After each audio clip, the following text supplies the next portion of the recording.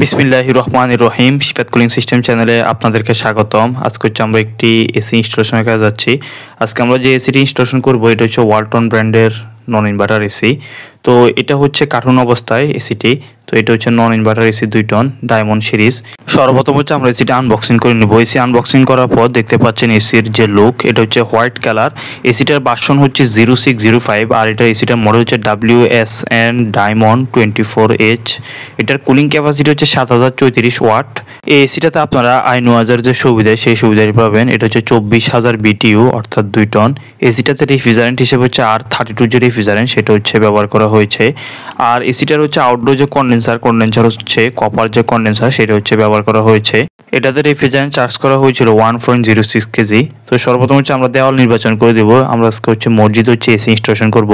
তো এখানে দেখতে পাচ্ছেন অনেক বড় এরিয়া। তো এখানে হচ্ছে কাস্টমার আগে হচ্ছে একটি এসি হচ্ছে সেট করেছিল, আজকে হচ্ছে আরেকটি এসি হচ্ছে সেট করবে। তো আমরা সর্বপ্রথম হচ্ছে দেওয়াল নির্বাচন করে নিয়েছি। দেখতে পাচ্ছেন এটা যে ইলেকট্রিক লাইন সেটা হচ্ছে রয়েছে।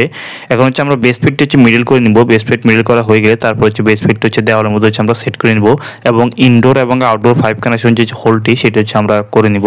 এসির ইনডোর ইউনিট স্থাপনের ক্ষেত্রে খেয়াল রাখতে হবে যাতে ইনডোর ইউনিটের যে বেস প্লেট সেটি যাতে সঠিক লেভেলে স্থাপন করা হয়, না তো পরবর্তীতে হচ্ছে সমস্যা হয়ে যাবে।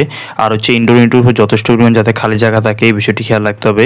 তো আমাদের বেস প্লেট লাগানো কাজ শেষ এবং ইনডোর যে ইউনিট সেটা হচ্ছে সেট করা হয়ে গিয়েছে। এসি স্থাপনের সময় গুরুত্বপূর্ণ আরেকটি বিষয় হচ্ছে রুমের সাইজ অনুসারে হচ্ছে সঠিক টন হচ্ছে নির্বাচন করতে হবে। সঠিক টনের এসি যদি নির্বাচন না করা হয় এতে করে হচ্ছে এসির উপরে প্রেসার পড়বে, এতে করে হচ্ছে বিদ্যুৎ যে বিল সেটা হচ্ছে বেশি আসবে। তো এই বিষয়গুলো হচ্ছে আমরা খেয়াল রাখবো। এই পর্যায়ে আমরা হচ্ছে আউটডোর যে ইউনিট সেটি হচ্ছে কাজ করব। তো আউটডোর ইউনিট হচ্ছে আমরা ছাদের মধ্যে হচ্ছে সেট করব। দুই পাশে হচ্ছে দুইটি রয়্যাল বোর্ড হচ্ছে সর্বপ্রথম হচ্ছে আমরা সেট করে নিব মার্ক করে। তারপর হচ্ছে আমরা 5 যে কানেকশন ইনডোর আউটডোর যে 5 কানেকশন সেটা হচ্ছে আমরা আউটডোর সাথে হচ্ছে কানেক্ট করে নিব। বৃষ্টির পানি জমে এমন স্থানে হচ্ছে এসির যে আউটডোর সেটা হচ্ছে স্থাপন করা উচিত নয়। এতে করে হচ্ছে আউটডোর যে নিচের যে অংশ সেটা হচ্ছে আস্তে আস্তে হচ্ছে ড্যামেজ হয়ে যাবে। এই বিষয়গুলো আমরা খেয়াল রাখবো। এখন হচ্ছে আমরা ইনডোর আউটডোর রেফ্রিজারেন্ট চলাচল করার জন্য যে পাইপগুলো সার্ভিস যে পাইপ সেটা হচ্ছে আমরা কানেকশন করে নিচ্ছি। তারপর হচ্ছে আমরা পর্যায়ক্রমে হচ্ছে ইনডোর আউটডোর কমিউনিকেশন যে কেবল সেটা হচ্ছে আমরা কানেক্ট করে নিব। আর এসি স্থাপনের ক্ষেত্রে সবচেয়ে গুরুত্বপূর্ণ একটি বিষয় হচ্ছে রেফ্রিজারেন্ট ছাড়ার পূর্বে হচ্ছে ইউনিটকে হচ্ছে ভ্যাকুয়াম করতে হবে সঠিকভাবে। ইউনিটকে যদি সঠিকভাবে ভ্যাকুয়াম না করা হয় এতে করে হচ্ছে ইউনিটের যে কর্মদক্ষতা সেটা হচ্ছে আস্তে আস্তে হচ্ছে হ্রাস পায়। আর বর্তমানে অধিকাংশ এসিতে হচ্ছে R32 যে রেফ্রিজারেন্ট পরিবেশ বান্ধব সেটা হচ্ছে ব্যবহার করা হয়। এইসব এসিতে হচ্ছে রেফ্রিজারেন্টের পরিমাণ হচ্ছে খুব কম লাগে। তো এই ক্ষেত্রে আমরা যদি গ্যাস দিয়ে যদি পার্জিং করি তাহলে হচ্ছে রেফ্রিজারেন্ট হচ্ছে একদিকে হচ্ছে লস হয় আর আরেকদিকে হচ্ছে ইউনিটের যে কুলিং যে পারফরমেন্স সেটা হচ্ছে অ্যাকুরেট হচ্ছে পাওয়া যায় না। এখানে কমিউনিকেশন কানেকশন হচ্ছে রেড কালার কেবলটি হচ্ছে লাইন আর নেভি ব্লু কালারটি হচ্ছে নিউট্রাল আর আমরা সাপোর্ট লকটি হচ্ছে লাগিয়ে নিয়েছি। এই পর্যায়ে আমরা কপার পাইপের সাথে হচ্ছে কমিউনিকেশন যে কেবল সেটা হচ্ছে সুন্দর করে হচ্ছে ট্যাপিং করে নিচ্ছি। তারপর হচ্ছে আমরা সুন্দর করে হচ্ছে এটাকে হচ্ছে র্যাপিং করে দিব। এখন আমরা কথা বলবো কিভাবে হচ্ছে ভ্যাকুয়াম করবেন। সাকশন সাইডের সার্ভিস যে বাল্ব সেটি হচ্ছে আমরা সর্বপ্রথম এটার যে ডেড ক্যাপ সেটি আমরা খুলে নিয়েছি। হোস পাইপের এক প্রান্ত হচ্ছে আমরা সার্ভিস বাল্বের মধ্যে সেট করে নিব, আরেকটি প্রান্ত হচ্ছে আমরা গ্যাস ম্যানিফোল্ডের মধ্যে হচ্ছে সেট করে নিব। আর আরেকটি হোস পাইপের সাহায্যে হচ্ছে আমরা ভ্যাকুয়াম পাম্পের মধ্যে সেট করব আর আরেকটি প্রান্ত হচ্ছে গ্যাস ম্যানিফোল্ডের আরেক প্রান্ত হচ্ছে আমরা সেট করব। এভাবে খুব সহজে হচ্ছে আমরা ভ্যাকুয়াম করতে পারি।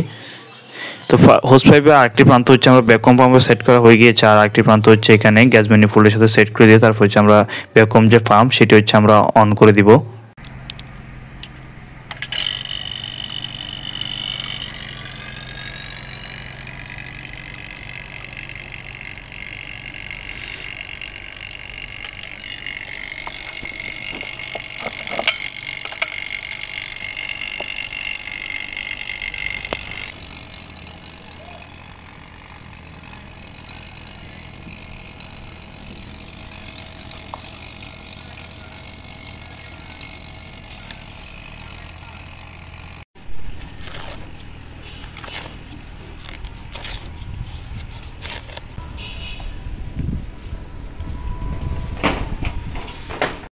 ধন্যবাদ ভিডিওর আগের অংশগুলো দেখার জন্য। তো ইউনিটটা হচ্ছে এখন সম্পূর্ণ হচ্ছে ভ্যাকুয়াম হচ্ছে। আমরা হচ্ছে 25 থেকে হচ্ছে 30 মিনিট হচ্ছে এসি স্থাপনের পর হচ্ছে ইউনিটকে সুন্দরভাবে হচ্ছে ভ্যাকুয়াম করব।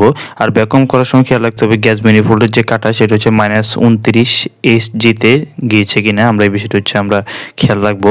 তো আমাদের হচ্ছে উপরের অংশের যে র্যাপিং সেটা হচ্ছে করা হয়ে গেছে। নিচের অংশ হচ্ছে আমরা প্রেসার আগে হচ্ছে লিক টেস্ট করব। লিক টেস্ট করার পর তারপর হচ্ছে আমরা নিচের যে অংশ সেটা হচ্ছে আমরা সুন্দরভাবে হচ্ছে র্যাপিং করে দিব। এসির আউটডোর স্থাপনের ক্ষেত্রে খেয়াল রাখতে হবে যাতে আউটডোর সামনে যথেষ্ট পরিমাণে খালি জায়গা থাকে, যাতে গরম বাতাস খুব সহজে যাতে আউট হতে পারে, এই বিষয়টি খেয়াল রাখতে হবে। তো আমাদের হচ্ছে ইউনিটটি হচ্ছে ভ্যাকুয়ামের কাজ প্রায় শেষ পর্যায়ে। তো সর্বপ্রথম হচ্ছে আমরা গ্যাস ম্যানিফোল্ডের চাবিটি হচ্ছে লক করে নিব, তারপর হচ্ছে ভ্যাকুয়াম যে পাম্প সেটা হচ্ছে আমরা অফ করে দিব এবং সার্ভিস ভালভের থেকে হচ্ছে হোস পাইপটি হচ্ছে আমরা খুলে নিব। তারপর হচ্ছে কিছু রেফ্রিজারেন্ট ছেড়ে হচ্ছে আমরা প্রেসার দিয়ে হচ্ছে জয়েন্টগুলো হচ্ছে ভালোভাবে দেখব কোনো লিক রয়েছে কিনা। তো আমরা হচ্ছে এয়ারলিংকের মাধ্যমে হচ্ছে ডিসচার্জ যে পোর্ট সেখান থেকে হচ্ছে কিছু রেফ্রিজারেন্ট ছাড়বো, ছেড়ে তারপর হচ্ছে বাল্বটি আবার সুন্দর করে লক করে দিব। তারপর হচ্ছে আমরা জয়েন্টগুলো হচ্ছে ভালোভাবে হচ্ছে শ্যাম্পুর ফ্যানের সাহায্যে দেখবো যে এখানে কোনো জয়েন্টে কোনো লিক রয়েছে কিনা। এটা খুব গুরুত্বপূর্ণ একটি বিষয়, না হচ্ছে পরবর্তীতে হচ্ছে যে লিক থাকে তার হচ্ছে এতে করে রেফ্রিজারেন্ট হচ্ছে লস হয়ে যাবে, এতে করে হচ্ছে আবার হচ্ছে নতুন করে হচ্ছে রেফ্রিজারেন্ট বা গ্যাস হচ্ছে চার্জ করতে হবে। এসি স্থাপনের পরে এই বিষয়টি খুব গুরুত্বপূর্ণ, তো আমরা লিক টেস্টের বিষয়টি হচ্ছে খেয়াল রাখবো। তারপর হচ্ছে আমরা এখানে জয়েন্টগুলো চেক করা হয়ে গেলে আমরা হচ্ছে নিচে যে জয়েন্টগুলো সেগুলো হচ্ছে আমরা ভালোভাবে হচ্ছে চেক করবো, নিচে ইনডোরের সাথে যে কভার পাইপগুলো কানেকশনগুলো হয়েছিল সেখানে কোনো লিক রয়েছে কিনা। নিচের অংশে লিক টেস্ট হয়ে গেলে তারপর হচ্ছে আমরা ইনডোর আউটডোর 5 কানেকশন যে হোলটি করা হয়েছিল সেটা হচ্ছে সুন্দর করে হচ্ছে আমরা বন্ধ করে দিব। তো ভিডিওর সামনের অংশ আপনারা দেখতে পারবেন, দেখতে থাকুন ভিডিওটি।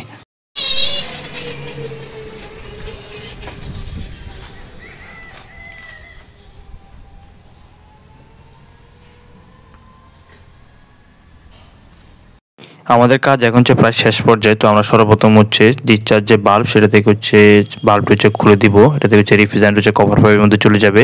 তারপর হচ্ছে সাকশন যে বাল্ব সেটা হচ্ছে আমরা আনলক করে দিব, তাহলে হচ্ছে ইনডোর এবং আউটডোর অবস্থান হচ্ছে রেফ্রিজারেন্ট হচ্ছে চলে যাবে।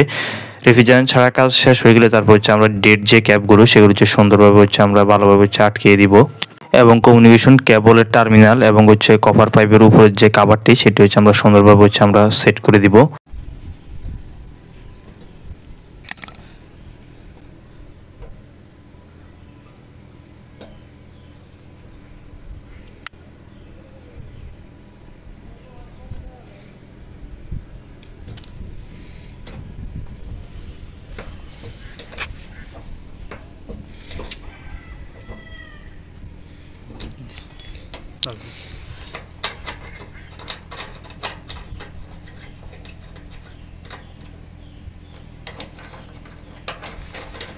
এসিটি ইনস্টলেশনের কাজ প্রায় শেষ পর্যায়ে। তো দেখতে পাচ্ছেন আমরা হচ্ছে এখন হচ্ছে এসির যে পাওয়ার প্লাগটি সেটি হচ্ছে আমরা কানেক্ট করে নিব। কানেক্ট করার পর তারপর হচ্ছে আমরা রিমোটের সাহায্যে হচ্ছে এসিটি হচ্ছে আমরা চালিয়ে টেস্ট করব যে এটার যে কুলিং যে পারফরমেন্স সেটা হচ্ছে কেমন।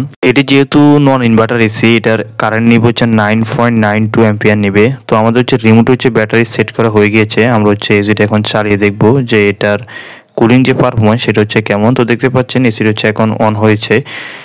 এসি হচ্ছে সবসময় হচ্ছে সঠিক মোডে হচ্ছে অপারেট করতে হবে, না হচ্ছে অনেক সময় অনেকে ভুল মোড হচ্ছে সেট করে রাখে, পরে হচ্ছে কমপ্লেন দেয় যে আমার এসিটা হচ্ছে ঠান্ডা হয় না। তো আমরা হচ্ছে এসিতে কুল পেতে হলে আমাদেরকে অবশ্যই হচ্ছে কুল যে মোড সেটা হচ্ছে সেট করতে হবে।